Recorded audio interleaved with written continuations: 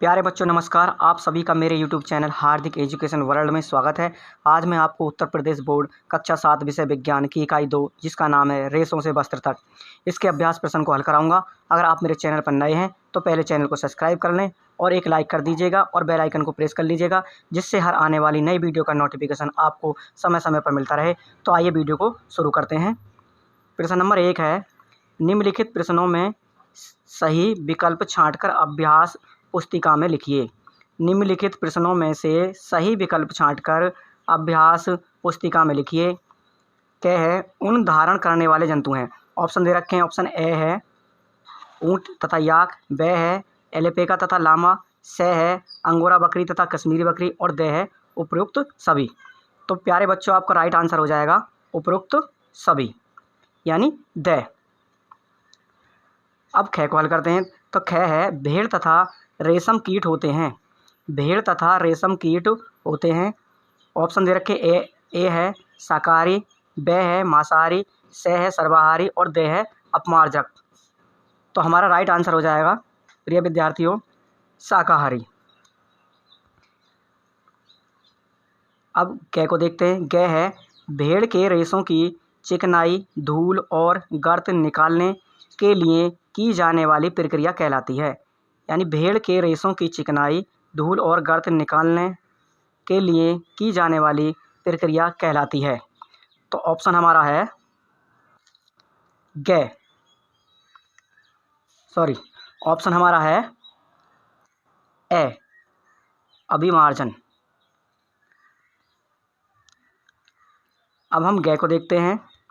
रेशम है, option A है मानव निर्मित रेशे, ऑप्शन ब है पादप रेशे और ऑप्शन स है जंतु रेशे, ऑप्शन द है उपरोक्त सभी। तो हमारा राइट आंसर हो जाएगा जंतु रेशे। प्रश्न नंबर 2 को पढ़ते हैं। अब प्रश्न नंबर 2 है, रिक्त स्थानों की पूर्ति कीजिए। रिक्त स्थानों की पूर्ति कीजिए।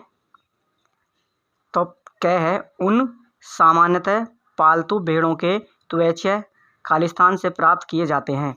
यानी उन सामान्यतः पालतू भेड़ों के त्वचा किससे प्राप्त किए जाते हैं? तो हमारे इसमें आ जाएगा प्यारे बच्चों बालों। तो इसमें लिख देंगे हम बालों। तो ये जाएगा हमारा उन सामान्यतः पालतू भेड़ों के त्वचा बालों से प्राप्त किए जाते हैं। अब ख है हमारा, उनके रेशों के बीच वायु रुककर ऊष्मा की रिक्त स्थान का कार्य करती है। यानी ख, उनके रेशों के बीच वायु रुककर ऊष्मा की खालिस्तान का कार्य करती है। तो इसमें आ जाएगा हमारा कुचालक। तो यहाँ लिख देंगे हम कुचालक। यानी उनके रेशों के बीच वायु रुककर ऊष्मा की कुचालक का कार्य करती है। ग है, रेशम प्राप्त करने के लिए रेशम कीट पालन विज्ञान क्या कहलाता है? यानी रेशम प्राप्त करने के लिए रेशम कीट पालन ... क्या कहलाता है? तो इसमें आएगा हमारा सेरीकल्चर। तो यहाँ पे लिखेंगे हम सेरीकल्चर।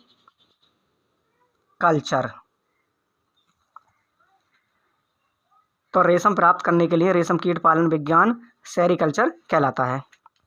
घ है, प्यूपा के चारों ओर रेशम ग्रंथि से स्त्रावित पदार्थ से लिपटी संरचना खालिस्तान कहलाती है। प्यूपा के चारों ओर रेशम ग्रंथि से स्त्रावित पदार्थ से लिपटी संरचना क्या कहलाती है? तो लिखेंगे इसमें कोया या कोकून कहलाती है। यानी प्यूपा के चारों ओर रेशम ग्रंथि से स्त्रावित पदार्थ से लिपटी संरचना कोया या कोकून कहलाती है। अब है अड़े। अड़े हैं, रेशम उद्योग के कारीगर खालिस्तान नामक जीवाणु द्वारा संक्रमित हो जाते हैं। यानी रेशम उद्योग के कारीगर खालिस्तान नामक जीवाणु द्वारा संक्रमित हो जाते हैं। तो इसमें हमारा आएगा एंथ्रेक्स। रेशम उद्योग के कारीगर एंथ्रेक्स नामक जीवाणु द्वारा संक्रमित हो जाते हैं। अब प्रश्न नंबर 3 को हल करते हैं। तो प्रश्न नंबर 3 है, प्रश्न नंबर 3, सही कथन के आगे सही व गलत कथन के आगे गलत का चिन्ह लगाइए। यानी सही कथन के आगे सही राइट तथा गलत कथन के आगे गुणा का चिन्ह लगाइए।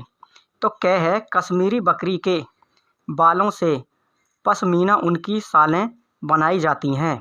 यानी कश्मीरी बकरी के बालों से पश्मीना ऊन की शालें बनाई जाती हैं। तो ये हमारा सही है। ख है, ऊन प्राप्त करने के लिए भेड़ के बालों को जाड़े के मौसम में काटा जाता है। ऊन प्राप्त करने के लिए भेड़ के बालों को जाड़े के मौसम में काटा जाता है। तो ये हमारा गलत है। ग है, अच्छी नस्ल की भेड़ों को जन्म देने के लिए मुलायम बालों वाली विशेष भेड़ों के चयन की प्रक्रिया वर्णात्मक प्रजनन कहलाती है। यानी अच्छी नस्ल की भेड़ों को जन्म देने के लिए मुलायम बालों वाली विशेष भेड़ों के चयन की प्रक्रिया वर्णात्मक प्रजनन कहलाती है। तो ये हमारा सही है। घ है, सिल्क का धागा प्राप्त करने के लिए प्यूपा से वयस्क कीट बनने से पूर्व ही कोकून को उबलते पानी में डाला जाता है। सिल्क का धागा प्राप्त करने के लिए प्यूपा से वयस्क कीट बनने से पूर्व ही कोकून को उबलते पानी में डाला जाता है। तो ये हमारा गलत है। अड़े है, रेशम कीट के अंडे से प्यूपा निकलते हैं। अड़े रेशम कीट के अंडे से प्यूपा निकलते हैं। तो हमारा गलत है। ये हमारा राइट है। प्यारे बच्चों, ये जो हमारा ग है इस पर हमारा गलत का चिन्ह लगाया था, हमारा ये राइट है। अब प्रश्न नंबर 4 को पढ़ते हैं। प्रश्न नंबर 4 है, स्तंभ क में दिए गए वाक्यों को स्तंभ ख के वाक्यों से मिलान कीजिए। स्तंभ क में दिए गए वाक्यों को स्तंभ ख के वाक्यों से मिलान कीजिए। स्तंभ क में है अभिमार्जन, कोकून, याक, सहसूत की पत्तियां, रीलिंग। स्तंभ ख में है रेशम कीट का भोजन, रेशम के रेशों का साधन, रेशम के रेशे उत्पन्न करता है, ऊन देने वाला जंतु, काटी गई उनकी सफाई। तो अब हम इन सभी का मिलान करते हैं। तो हमारा क है, क अभिमार्जन, तो हमारा ये काटी गई उनकी सफाई, इससे मिला देंगे। ख है हमारा कोकून, तो ये है रेशम के रेशे उत्पन्न करता है, तो कोकून को हम से मिला देंगे। आगे है याक, तो याक हमारा हो जाएगा दै से ऊन देने वाला जंतु है, तो ग को हम दै से मिला देते हैं। घ है सहसूत की पत्तियां, तो रेशम कीट का भोजन है, इसे हम ऐसे मिला देंगे। यानी सहसूत की पत्तियां रेशम कीट का भोजन है। अड़े है रीलिंग, तो रीलिंग को हम रेशम के रेशे का साधन है, तो अड़े को हम वैसे मिला देंगे।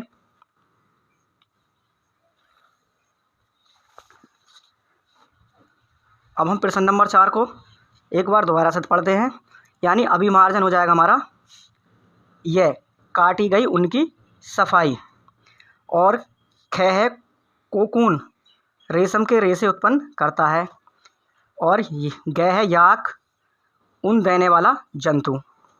ग है सहसूत की पत्तियां, ऐसे मिला देंगे रेशम कीट का भोजन, और रीलिंग है रेशम के रेशों का साधन।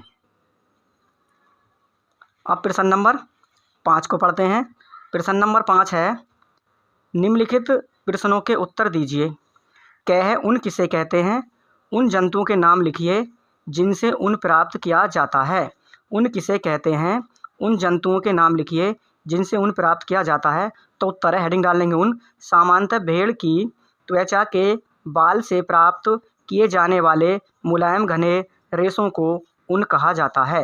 यानी सामान्यतः भेड़ की त्वचा के बाल से प्राप्त किए जाने वाले मुलायम घने रेशों को ऊन कहा जाता है।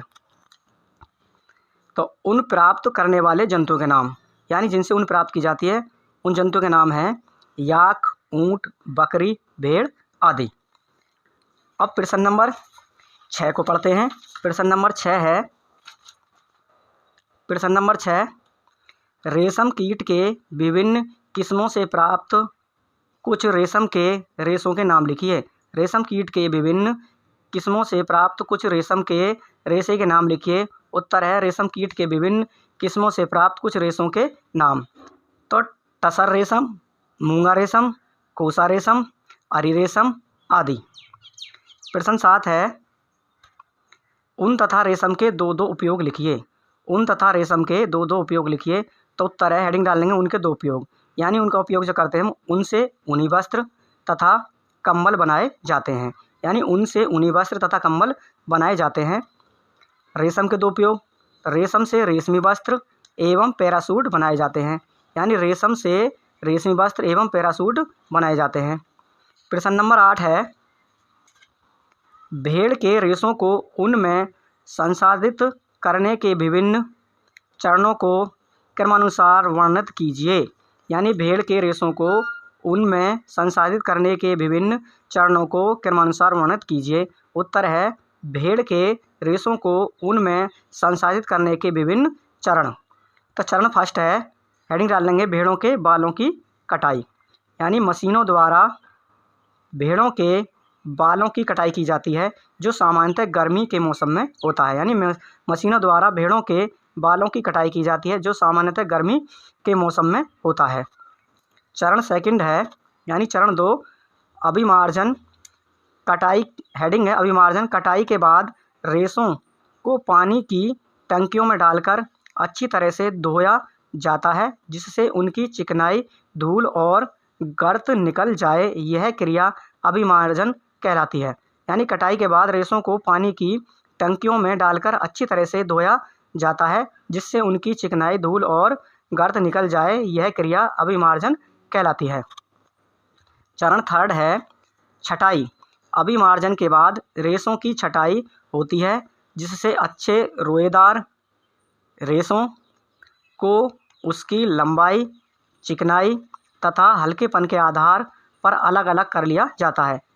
अभिमार्जन के बाद रेशों की छटाई होती है, जिससे अच्छे रोएदार रेशों को उसकी लंबाई, चिकनाई तथा हल्केपन के आधार पर अलग अलग कर लिया जाता है। चरण 4 है कताई। हेडिंग डालें कताई। अभिमार्जन से प्राप्त रेशों को सुखाने के बाद छोटे छोटे कोमल व फूले हुए रेशों की ऊन के धागों के रूप में कताई की जाती है।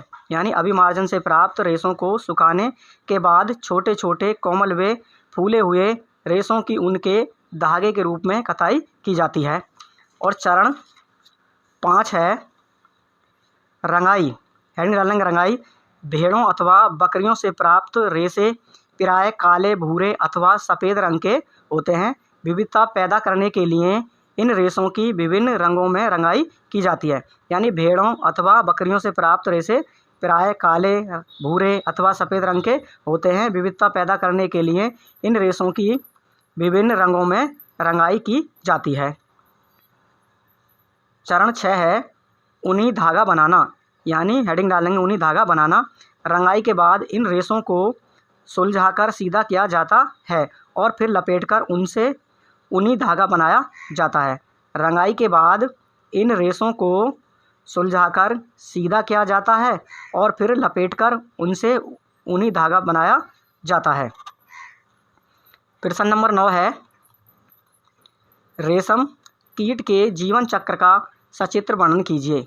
तो प्यारे विद्यार्थी अपनी विज्ञान की पुस्तक में से देखकर स्वयं करें। प्रिय विद्यार्थियों, अगर आपको हमारी यह वीडियो पसंद आई हो तो प्लीज़ मेरे चैनल को